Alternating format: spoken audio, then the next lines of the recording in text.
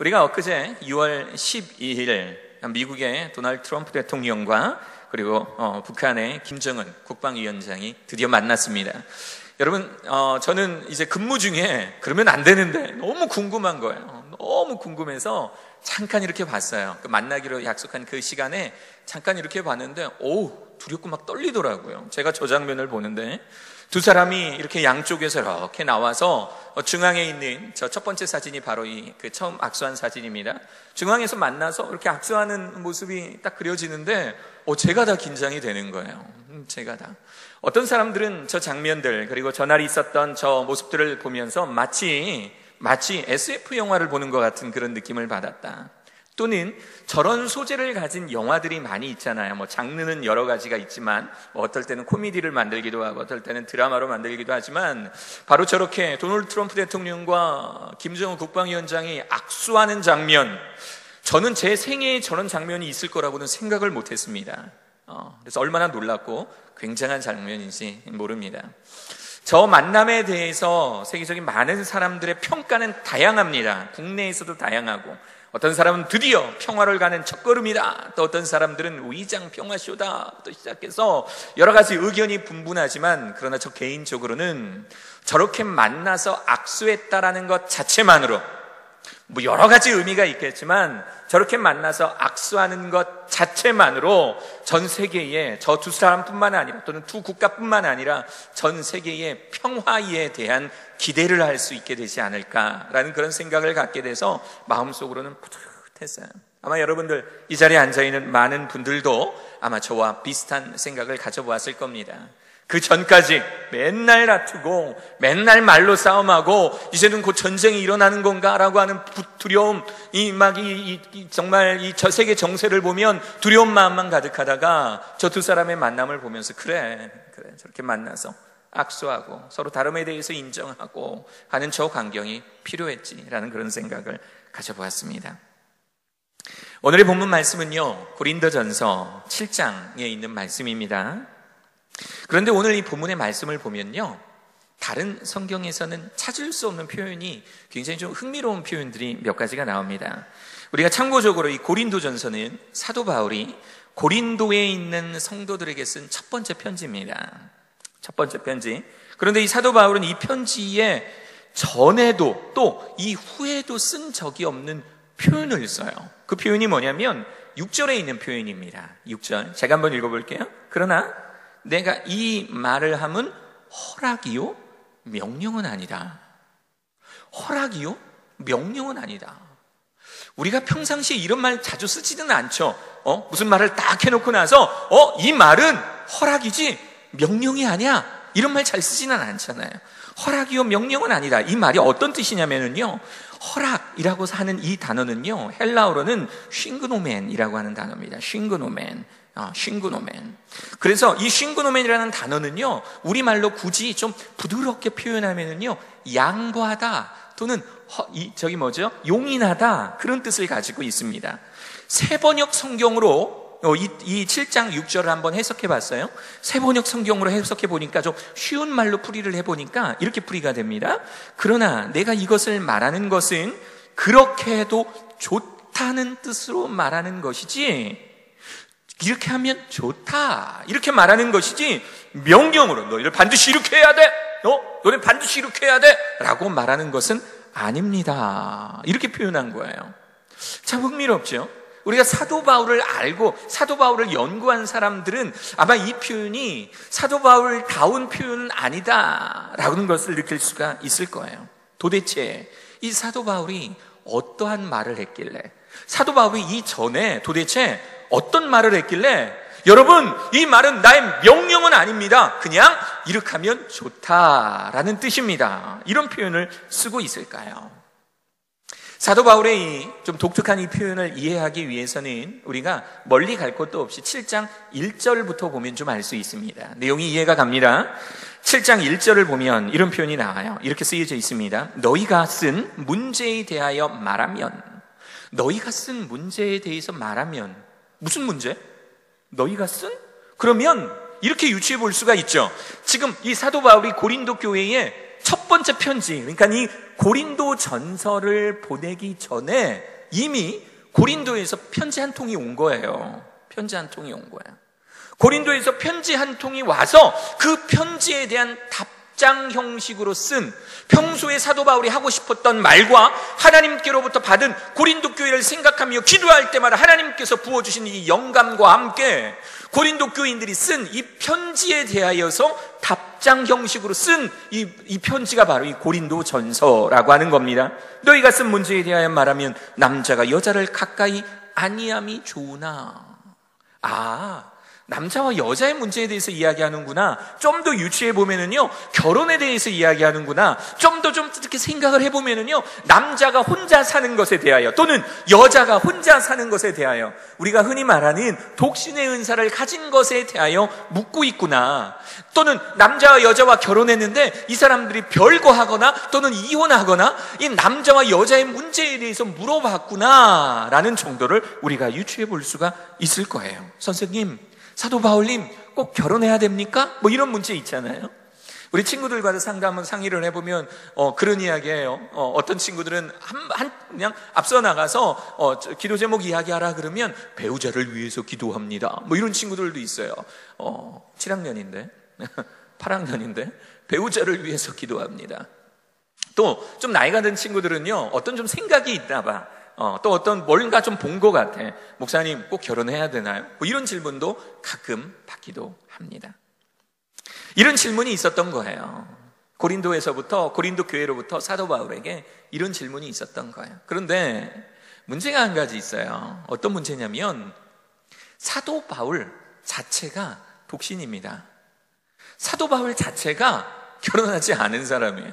그러니까 남녀 문제, 그 어떤 뭐 가정이나 뭐 이렇게 자식이나 아내나 이런 것보다 오로지 하나님의 사역을 위해서 열심히 달려갔던 사람이 사도 바울인 거예요. 그러니까 이 독신이었던 사도 바울에게 남녀에 대한 문제, 결혼에 대한 문제를 물으니까 사도 바울이 어떻게 대답을 했냐면 2절부터 보세요. 2절. 독신의 이 사도 바울이 대답한 내용입니다. 2절.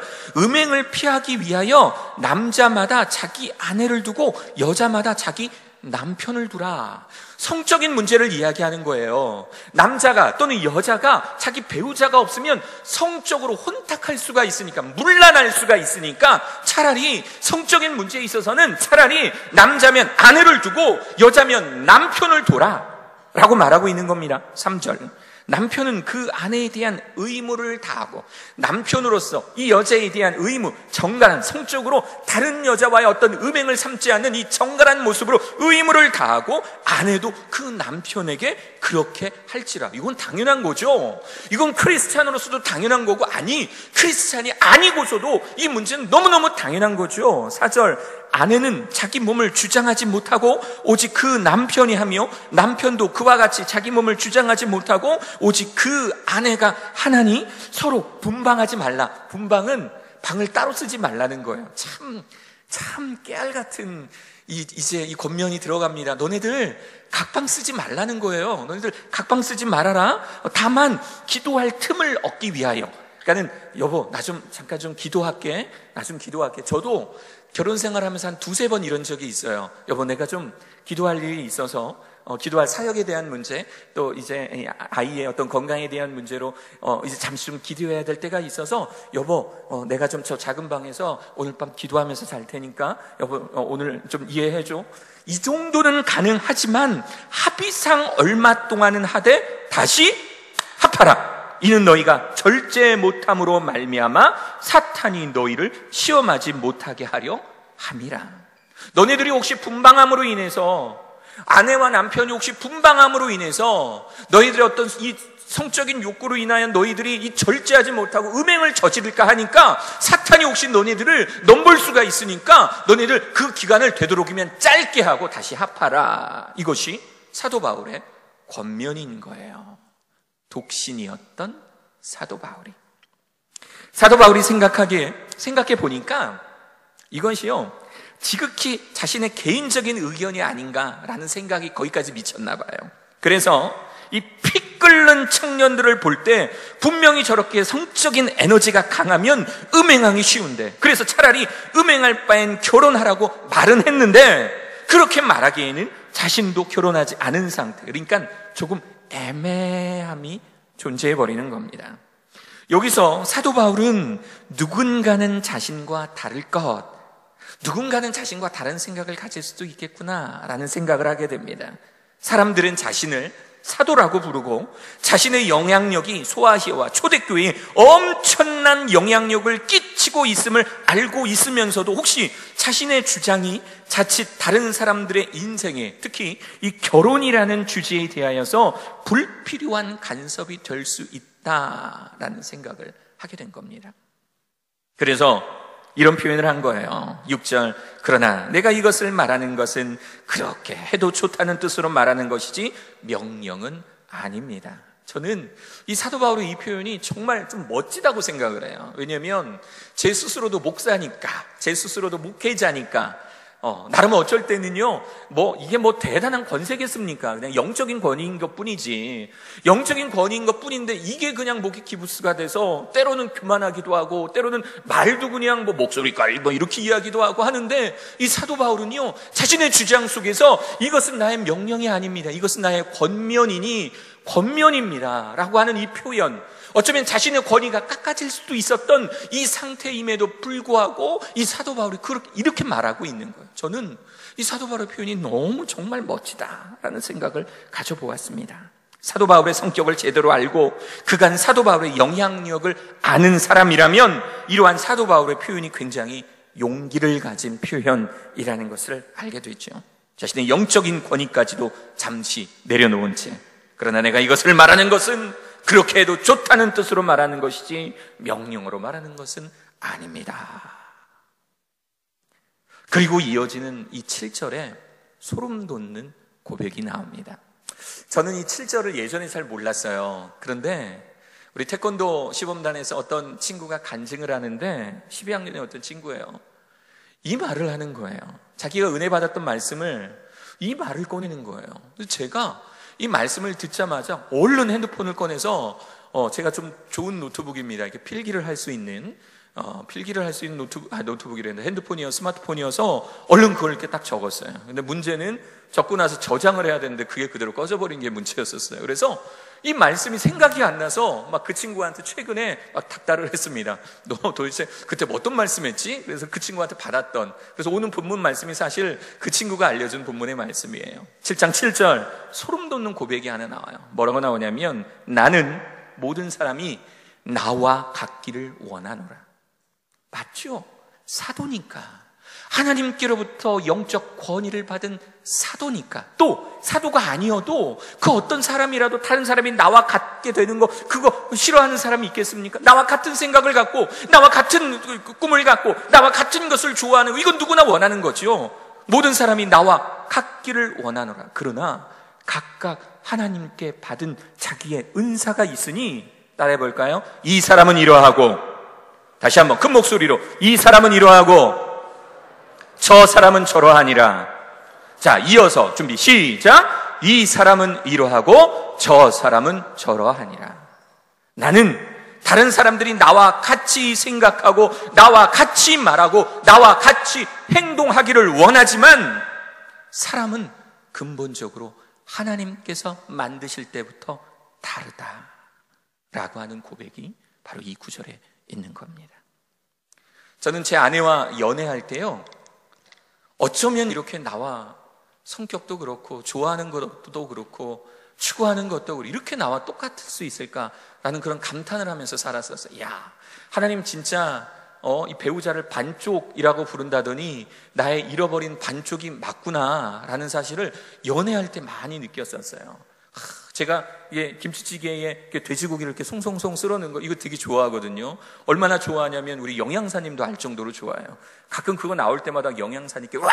막 이러거든요. 와! 영양사님, 다음 주에도 또! 막 이러면서, 이렇게 한참 그 메뉴 한번 이렇게 적어서 낸 적이 있었잖아요. 그쵸? 나 이벤트로. 그래서 그걸 써 넣었어요. 이렇게 딱 써 넣었더니 영양사님이 기억을 하시는 거예요. 그래서 어느 날 그 메뉴가 딱 나왔을 때 제가 메뉴를 이렇게 받으러 가니까 목사님 좋아하는 거 나왔다고. 그래서 아유 그러냐고. 그렇죠? 그런 걸 좋아해요. 제 아내도요, 연애할 때 잘 먹는 거예요. 대전에서 연애를 했는데 잘하는 집이 몇 군데가 있거든요. 그래서 데려가서 먹을 때마다 잘 먹는 거예요. 그래서 저는 저랑 음식에 이 추구하는 스타일이 똑같은 줄 알았어요. 그런데 결혼하고 나서 보니까 아니었더라고요. 그냥 좋아하는 사람이 먹으니까 그냥 먹었던 거더라고요. 음식의 추구 성향이 달라요. 어떻게 피자와 햄버거를 식사 시간에 먹을 수가 있습니까? 여러분, 가능합니까? 피자와 햄버거는 간식이에요. 그렇죠? 그래요, 안 그래요? 저와 다 다른 건 아니죠, 지금? 한두 명은 공감하죠? 그거는 간식이에요. 치킨을 어떻게 밥 반찬으로 먹어요? 그거는 반찬이에요, 반찬. 그렇죠? 아니. 치킨을 어떻게 그거를 주식으로 먹어요? 그건 반찬이에요. 그렇죠? 치킨 오늘 저녁에 뭐 먹을까? 오늘 치킨 어때? 그러면 진짜 한 대 때려주고 싶어요. 그렇게 다르더라고요. 어제는 이제 어디 갈 일이 좀 있어서 오전에 이제 투표를 하고 일찍 투표를 하고 이제 온 가족이 이제 차를 타고 어디를 좀 갔다 왔어요. 가는 길에 가는데 제 아내가 뒤에서 이렇게 물어보는 거예요. 여보, 누구 찍었어? 이렇게 묻더라고요. 그래서 제가 제 아내한테 그랬어요. 쳐다도 안 보고, 우리나라는 비밀선거야. 비밀선거, 보장되어 있는 비밀선거야. 어디 아내가 남편에게 누굴 찍었는지 물어볼 수가 있어? 나도 안 궁금하니까 묻지 마. 막 이러면서 이제 운전을 탁 하고 갔어요. 볼일 다 끝나고 집으로 돌아오는데 자신이 답답했나 봐요. 자기가 답답했나. 그래서 돌아오는 길에 자기가 먼저 이야기하는 거예요. 그러니까 돌아오는 길은 이제 아시죠? 6시가 넘으면 출구조사, 여론조사가 발표가 돼요. 그러니까 대충 누가 붙었는지, 또 이번 선거는 또 한쪽 당이 또 굉장히 우세하지 않았습니까? 그러니까 금방 결과가 나오니까 제 아내가 이렇게 보더니, 아이고, 내가 이렇게 찍었던 사람들이 되기도 하고 안 되기도 하고, 아유, 이 사람 안 됐네, 아유, 저 사람 됐네, 이렇게 이야기를 하는 거예요. 비밀 선거인데 저한테 이야기를 하는 거예요. 근데 저는 또 이렇게 사람이 말한 게 있으니까 저는 누구 찍었다고 말하지는 않으면서 가만히 듣고 있어 보니까, 세상에, 이젠 살다 보니까 저랑 정치 성향도 다르더라고요. 그래서 어제 새로운 걸 알았습니다. 제 아내는 저와 정치 성향이 다르다. 신기하죠? 나와 같은 줄 알았어요. 또 내가 보지 못했던 것보다 훨씬 더 많은 것이 나와 같을 것이라고 생각을 했어요. 내 반쪽이니까. 그런데 살다 보니까 같은 모습보다 다른 모습이 더 많이 보입니다. 여러분들께 좀 여쭤보고 싶어요. 그렇다고 이혼해야 될까요? 어떠세요? 여보는 나에게 모욕감을 줬어. 내가 원하는 정치 지도자를 뽑지 않았어. 이건 나에 대한 모욕이야. 여보는 김치찌개를 좋아하지 않았어. 김치찌개와 돼지고기의 조합을 이해하지 못해. 여보와 같이 살지 못하겠어. 이래야 될까요? 단언컨대 저는 제 아내를 사랑하고 영원토록 사랑할 겁니다. 왜냐하면 그 이유는 뭐냐면, 하나님께서 우리를 그렇게 만드셨기 때문에. 그 이유가 뭐냐면, 하나님께서 내 아내를 나와 다르게 만드셔서 나에게 주셨기 때문에. 하나님께서 나와 다른 그 배우자를 통해서 나의 부족함을 메우고 계시다라는 사실을 알고 있기 때문에. 여러분, 기억하셔야 돼요. 하나님은요, 우리 이 영성 공동체를 만드실 때 똑같이 만들지 않으셨습니다. 서로 다 다르게 만드셨어요. 여러분, 우리 선생님들 사무실에서, 교무실에서 일하실 때 혹시 그거 많이 느끼지 않으십니까? 한 사무실에서 한 부서로 같이 일하는데 나와 너무 달라. 저도 그래요. 저도 열심히 뭔가를 이렇게 열중하고 있다가 고개를 들어보면 제 앞에 머리가 이렇게 이쪽에 없는 분이 한 분 계세요. 이쪽에 없는 한 분이 분의 옆통수가 이렇게 보여요. 그럼 볼 때마다 저는 그렇게 느껴요. 나와 너무 달라. 그러면서 일합니다. 저는 책 보는 거, 이렇게 한국말로 된 책 좋아하고, 한국말로 성경 읽는 거 좋아하고, 한국말로 설교 원고를 만드는데, 저분은 제가 오늘도 설교 준비하는데 갑자기 와서 영어로 된 어떤 이 설교를 이렇게 듣고 있더라고요. 설교 준비하면서 나와 너무 달라. 또 상처받을까요? 통역을 뭐라고 하고 있는지 참 궁금합니다. 지금 외국인 선생님들한테 통역하고 있는데 아마도 저분은 그렇게 통역할 거예요. 목사님은 나와 너무 달라. 아마 이러고 이야기하고 있을 것 같아요. 하나님은요, 우리를 서로 다르게 만드심으로 말미암아 한 교회를 만드신 거예요. 할렐루야. 믿으십니까? 믿으십니까? 우리가 서로 다른 친구들을, 또 다른 나의 동료들을 인정하고 우리가 평화를 이루며 화평하게 살아야 되는 이유가 바로 이거예요. 바로 이거. 먹는 것도 다르고 다름에만 초점을 맞추면, 너는 나와 이게 달라, 너는 나와 저게 달라라고 다름에만 초점을 맞추면 다툼만 나고 욕만 나오고, 그러나 다름을 인정하고 그 사람을 이해하기 시작한다면, 이 다름이, 내 옆에 있는 친구가, 나의 동료가 나와 다르다라는 것을 인정하기 시작하면, 그때부터 우리들에게는 성장이라는 게 찾아올 거고, 그때부터 우리들에게는 발전이라는 것이 찾아오게 됩니다. 하나님은 우리를 모두 다르게 만듦으로써 한 지체를 만드셨기 때문입니다. 7절, 우리가 아까 읽었던 7절을 보면 은사라는 표현이 나옵니다. 은사. 제가 한번 읽어볼게요. 나는 모든 사람이 나와 같기를 원하노라. 그러나 각각 하나님께 받은 자기의 은사가 있으니 이 사람은 이러하고 저 사람은 저러하다. 하나님께 받은 은사라는 게 있대요. 은사. 여기서 은사는요, 카리스마, 그러니까 원형은 카리스마타라고 이야기를 합니다. 카리스마, 우리 예전에 작년에 한번 설교했던 내용이에요. 카리스마, 하나님께로부터 받은 재능, 선물이에요. 선물, 기프트예요. 선물. 하나님께서 내게 주신 재능, 선물이 모두 다른 거예요.